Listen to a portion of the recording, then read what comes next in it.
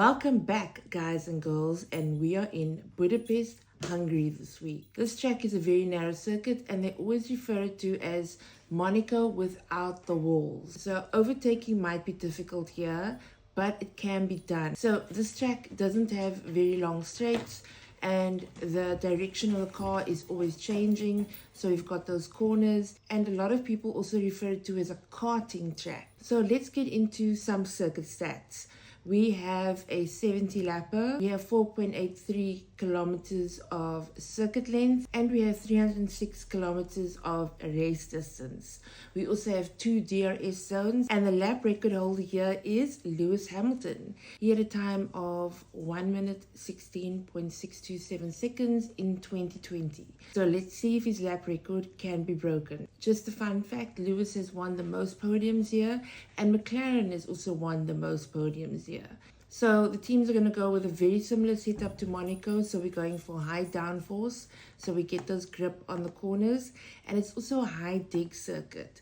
So tires are going to be very important here, and the teams normally use medium and hard because the softs just disappear on this track. So this year Pirelli is bringing the C3, which is hard, the C4, which is medium, and the C5, which is soft. But most teams don't really use the softs, and we probably are going to see a 2 to 3 pit stop race, and like I said, most of the teams going medium to hard. So let's get into the teams. So Mercedes didn't have that of a great race in Spa. I thought they would have a better race because it was cooler temperatures, but Kimi didn't have a good race at all, or a good race weekend at all. So much so that apparently Lewis went to go and speak to him, just cheer him up a bit and say, you know, it is hard, but this is racing, and that really helped Kimi a lot. George didn't have such an amazing race. I did think George would finish better this weekend, but it seems that, you know, he went with the wrong setup and he was just then stuck behind Max and Charles, and he couldn't really go anywhere. So this track this weekend may be hotter, so I'm not sure how the Mercedes is going to run. Let's not discount George again. He's always sort of the quiet one that creeps up on us on the podium. Then let's get into Red Bull. So last week I said I felt that Red Bull or Max sort of has something to prove, coming back after all the stuff that's happening with the team.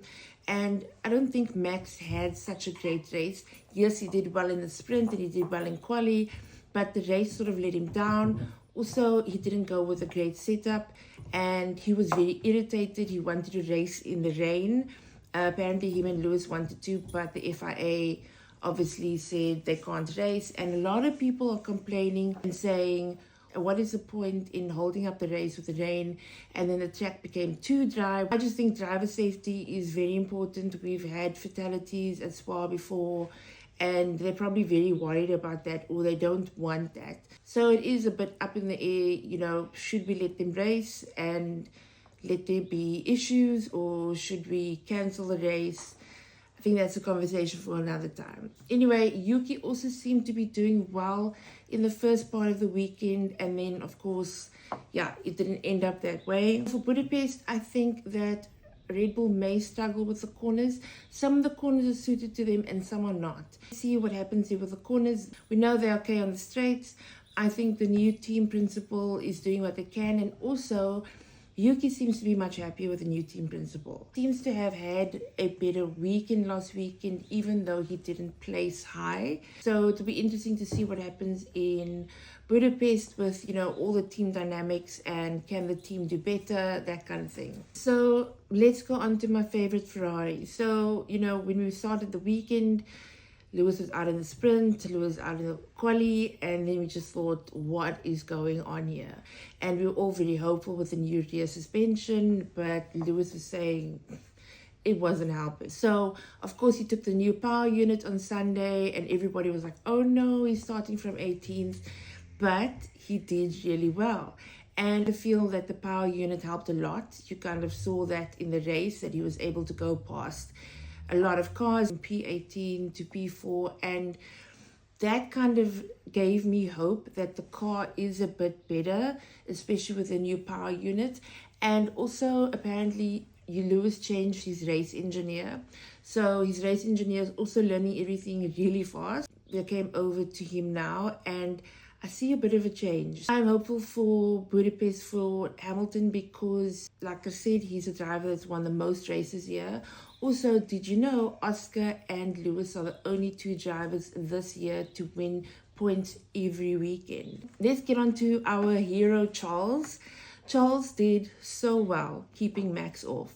They didn't have the greatest of qualies and sprints, right? So I think we were just a bit worried. But Charles started off well. Something turned around and he actually did really well. And to hold off Max, Max was so close to him. I was thinking, oh my gosh, Max is going to go past. Like one mistake here, then it's gone. He managed to hold it down. I kind of just wish that car would have gone just a bit faster so you could have tried and gotten closer to Lando. But it was one in the bag for us. Even if it's third, it was great. I'm happy for them. I'm really hoping that Hungary can, sort of bring this team all together in alignment. Let's see what happens. And then we have McLaren. I don't think I need to speak about McLaren anymore. We know the car is adaptable. The circuit is going to be absolutely fine for them, unless something ridiculous happens. Once the race got going and we saw Oscar pass Lando, it was like, oh, here we go. I thought that was a great move from Oscar, and I'm actually happy that it did happen then, because Lando again started making those silly mistakes that trips him up. So the fight is definitely on between Lando and Oscar to see who can be the world champion. Look, I feel that Oscar's going to take it. Oscar remains cool-headed. Oscar, if there's issues in the race or whatever, he listens to the radio. He's like, okay, fine. And, he keeps on going. It's very rare that we see a mistake from Oscar. But I feel like once Lando starts with one mistake, it sort of trips him up. So he isn't able to sort of like the next lap not do it again. It's sort of when we see them coming and we see them happening quite a few times. So Lando really just has to get that out of his head. And I think maybe, the world championship, whatever, is a little bit, clouding his head at the moment. I think he just needs to forget about that and just race. Definitely think they're going to do well again. I definitely think we're going to see a double podium. So let's get on to predictions. So for quali, I think it's going to be Oscar, Lando, possibly Max.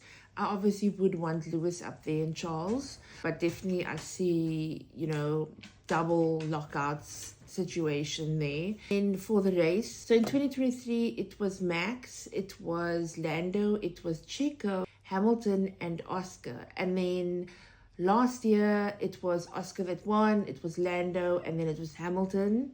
And then we saw Leclerc and Max. So Ferrari has done well here before, and of course, like I said, Lewis has done well. I feel that Oscar is definitely going to win. I think it's Oscar, Lando, Charles or Lewis, and for fourth, Lewis or Charles, and then fifth, Max, and maybe George. I'm not sure about George. Anyway, guys, keep safe. Have an awesome weekend. I'm at Killarney on Saturday. If you see me, come and say hi. Come down to Killarney on Saturday. Lots of racing from 9 a.m. to like 5 p.m. or so.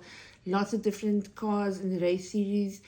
I will see you there. Keep safe and enjoy the weekend. Oh yes, and we also have a summer break for the F1 now. So I'll be posting other stuff, and I may even do a podcast episode for you. Have a good one. Bye.